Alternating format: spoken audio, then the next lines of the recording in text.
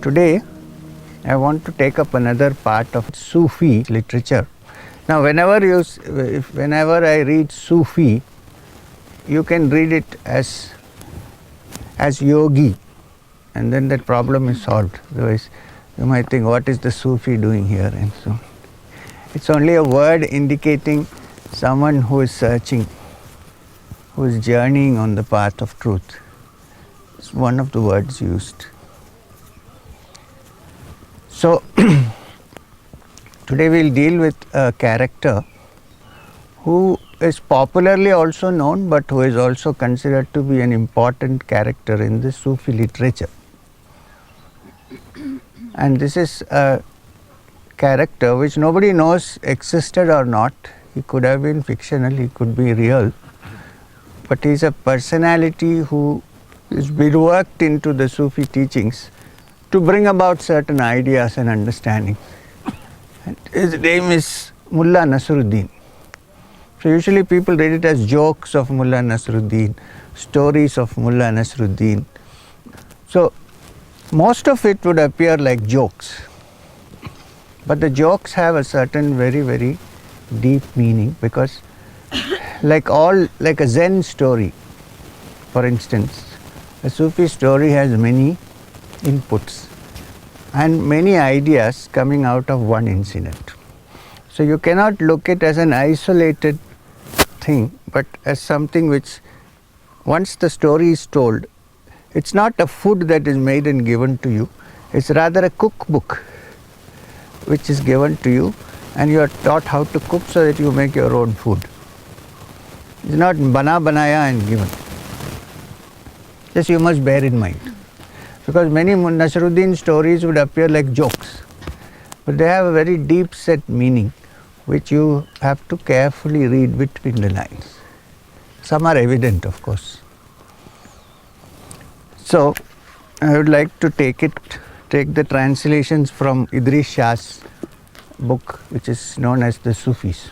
You just think of this character as a funny man who suddenly comes up somewhere, who might be seen sitting in a mosque and polishing his shoes or something like that. Mullah Nasruddin.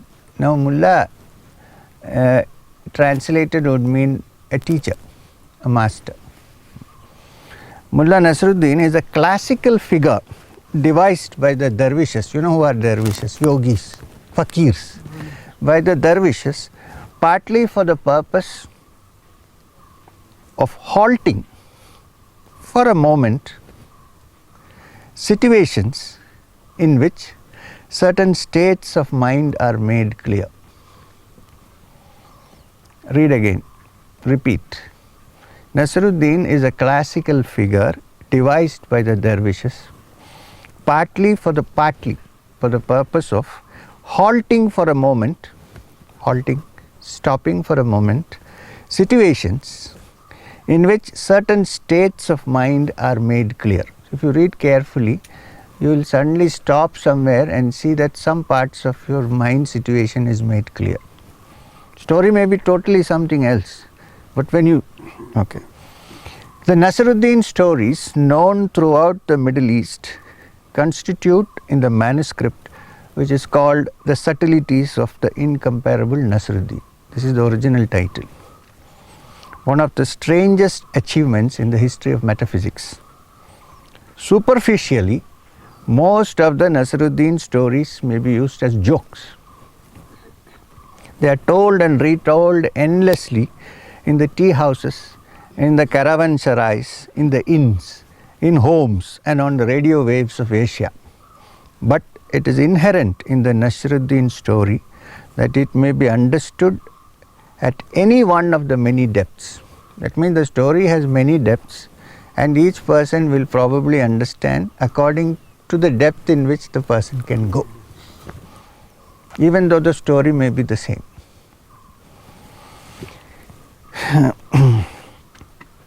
There is the joke, then there is the moral, and then there is a little extra, which brings the consciousness of the potential mystic a little further on the way to realization. Two things to be noted of the potential mystic. If there is no potential mystic in one, then it will be either a joke or you will read only the moral. But if one is a potential mystic or a potential seeker, then it brings the consciousness a little further on the way to realization. Since Sufism is something which is lived as well as something which is perceived, Nasruddin tale cannot in itself produce complete enlightenment. It's a story.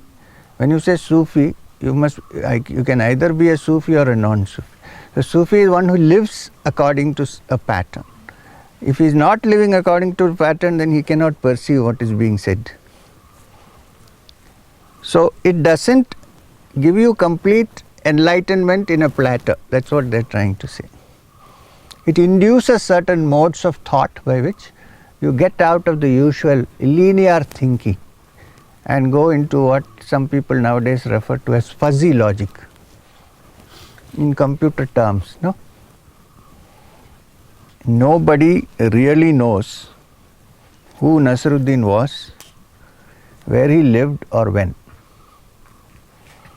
This is truly in character, for the whole intention is to provide a figure who cannot really be characterized and who is timeless. It is the message, not the man, which is important to the Sufis. It is the message and not the man which is important to the Sufis. If we look at some of the classical Nasruddin stories in as detached a way as possible, we soon find that the wholly scholastic approach is the last one that the Sufi intends. It's not to understand something in a scholarly fashion, but to touch the depths of one's consciousness. In fact, there is also another Sufi saying which says, it is not the words of the Sufi that are important, but the effect they produce in you.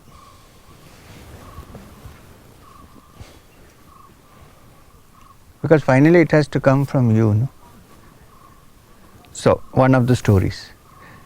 Nasruddin ferrying a pedant across a piece of rough water, a boat. Nasruddin ferrying a boat across a piece of rough water said something ungrammatical to a scholar who was also sitting there. His sentence was quite ungrammatical. Have you never studied grammar? Asked the scholar. No, said Nasruddin. Then half your life has been wasted, said the scholar. A few minutes later, Nasruddin turned to the passenger. Have you ever learnt how to swim? He asked him. No, said the scholar. Why? Then all your life is wasted. We are sinking.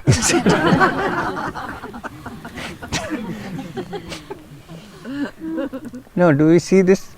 On one hand, it's a joke. On the other hand, it shows how we spend so much time on the unimportant and neglect that which is so important. What is the need of grammar when you are going in the water on a boat? What you need is to swim. Is one of the meaning. I mean, there are many other things, of course, which you have to figure out. One is the water, rough water. The other is the boat. Naav karo mere paar. So, always this imagery of the boat going across the water. Bhavasagara, save me from the ocean of worldliness. So, it is one story. This is the emphasis upon Sufism as a practical activity, denying that the formal intellect can arrive at the truth, and that pattern thinking derived from the familiar world can be applied to true reality at all, which moves in another dimension altogether. This is the emphasis, I am repeating, this is the emphasis upon Sufism as a practical activity, denying that the formal intellect can arrive at truth, and that pattern thinking derived from the familiar world can be applied to true reality at all, which moves in another dimension entirely. Nasruddin, in his capacity as a Sufi teacher, makes frequent use of the dervish technique of himself playing the part of the unenlightened man in the story in order to highlight a truth. Very often in many Nasruddin stories, you will find Nasruddin acting as the unenlightened person, like an idiot, so that the story, the point of the story is made clearly. A famous story denying the superficial belief in cause and effect makes him the victim. You know, we have a belief in this cause and effect, which many a time is quite superficial. So this particular story, in which Nasruddin himself is the butt of the joke, illustrates this point quite well. Mullah Nasruddin was walking along an alleyway one day when a man fell from a roof and landed on top of him. He was just going. So a man who was doing some construction work slipped from the roof and fell on Mullah Nasruddin. The other man was unhurt, but the mullah was taken to the hospital.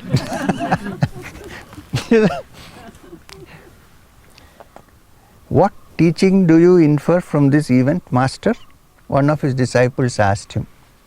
What is the teaching from this incident?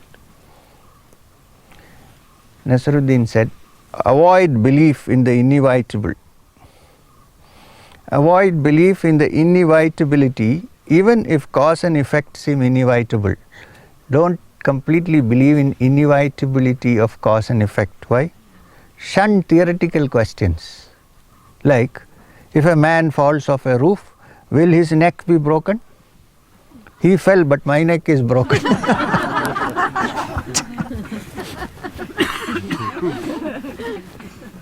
You understand?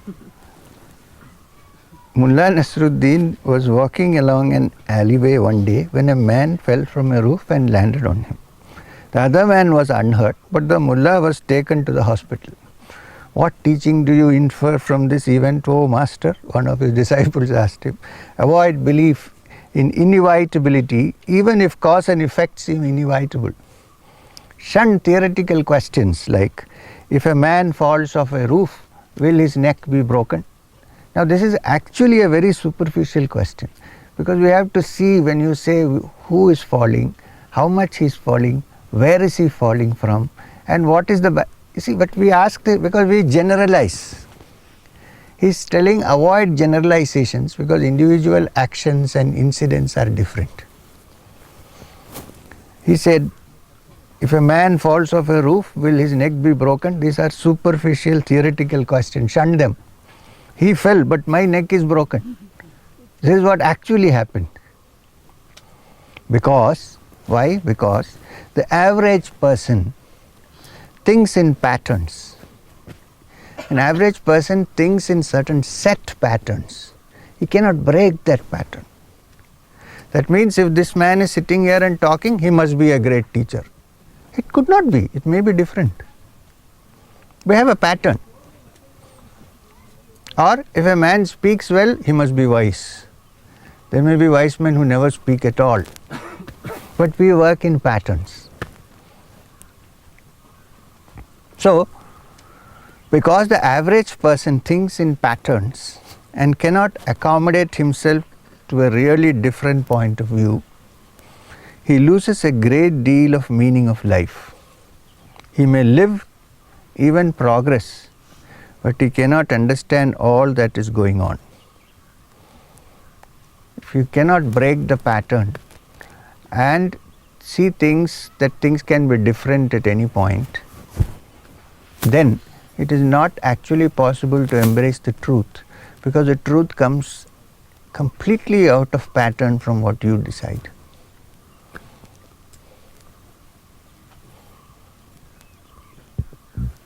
So,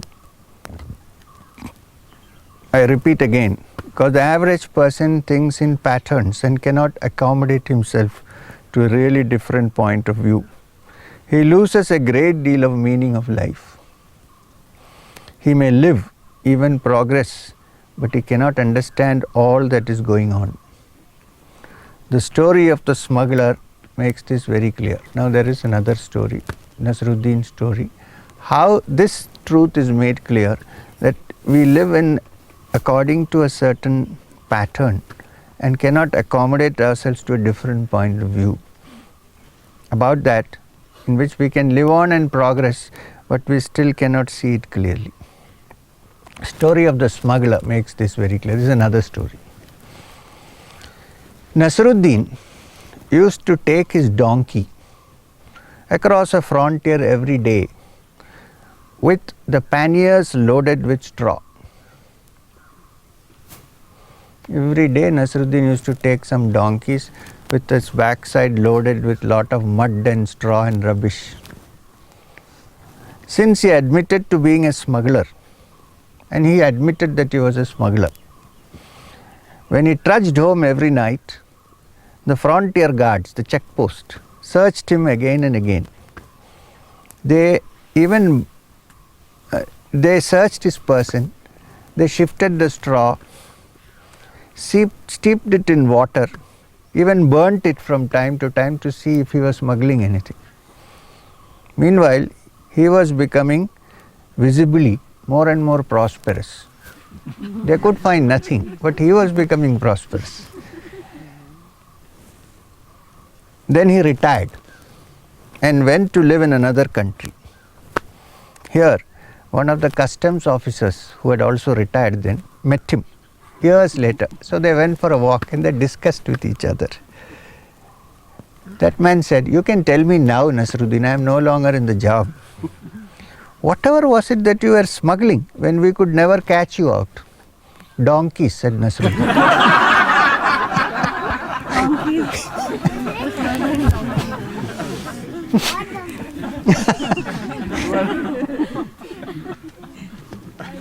This is how caught up in different patterns that smuggling has to be something being taken which we think is valuable. We lose the obvious. We don't look at the obvious, you know. We look at only what is not obvious. Now, it is the same as the old story of a person who went on a tour with 11 people, and when they reached the place, he said, "Oh, now we have crossed the river, let's count how many people we are." So he stepped aside and counted, and there were only 10. So the other person said, No, I'll count it. So he said, "You go there." He stepped aside and only 10. Now there was one man who had not belonged to this party, who had climbed the coconut tree to cut. He was looking, what kind of foolish thing, they're not counting themselves. Each fellow is counting the other. Because the obvious one, myself, I don't count. That's what happens. We look for everything, but we don't look at ourselves. And the secret lies here.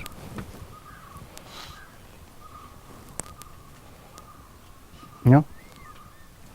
So we miss the obvious. And nobody finds out, because we're smuggling donkeys.